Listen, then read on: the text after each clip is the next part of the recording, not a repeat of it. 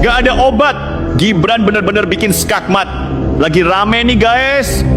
Di saat Pak JK seolah pengen diingat lagi jasanya buat kesuksesan Pak Jokowi di masa lalu. Ditambah lagi isu ijazah yang digoreng-goreng terus sampai gosong. Banyak yang ngira Gibran bakal panik atau baper pas denger bapaknya disenggol senior. Tapi ternyata dari ujung timur Indonesia, dari tanah Papua, Gibran justru bangkit dengan gaya yang gak disangka-sangka. Dia gak maki-maki, gak balik bongkar aib, tapi dia cuma bilang satu kalimat sakti yang bikin semua klaim jasa itu mendadak jadi receh. Mas, soal beberapa isu terkait belakangan di mana isu apa? tokoh nasional Pak Yusuf Kala menyebutkan terkait dengan Presiden Joko Widodo menjadi presiden berkat dirinya. Ya, baik, terima kasih untuk pertanyaannya. Pak JK itu senior saya. Pak JK itu mentor juga. Beliau sudah sangat berpengalaman. Beliau banyak kiprah dan kontribusinya untuk negeri ini, terutama di daerah-daerah konflik.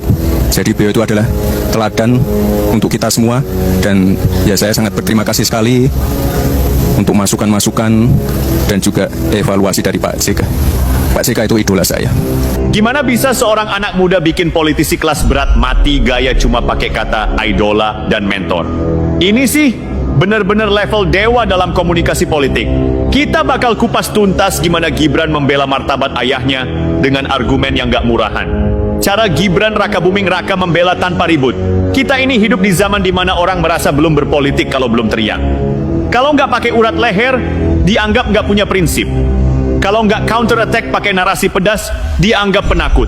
Nah, di tengah kebisingan pasar kaget politik kita, Gibran muncul dengan gaya yang bikin para provokator kehilangan panggung. Gaya Henning. Bayangkan situasinya. Di satu sisi, ada isu ijazah yang digoreng sampai gosong, ditambah pernyataan Pak JK yang mari kita jujur saja sedikit menyentil soal peran beliau di masa lalu terhadap kesuksesan Pak Jokowi. Publik, netizen, sampai pengamat karbitan sudah pasang posisi, nunggu Gibran meledak. Mereka berharap ada drama anak bakti melawan senior. Mereka ingin melihat Gibran emosi, membela ayahnya dengan gaya defensif, atau minimal sindir-sindiran tipis yang memicu headline berita seminggu penuh. Tapi apa yang didapat? Nihil. Zong. Gibran malah mengeluarkan jurus yang tidak ada di buku manual politisi lama, memuji lawan untuk mengunci gerakan. Saat Gibran bilang, Pak JK itu idola saya, mentor saya, disitulah sebenarnya bom itu dijatuhkan tanpa suara ledakan.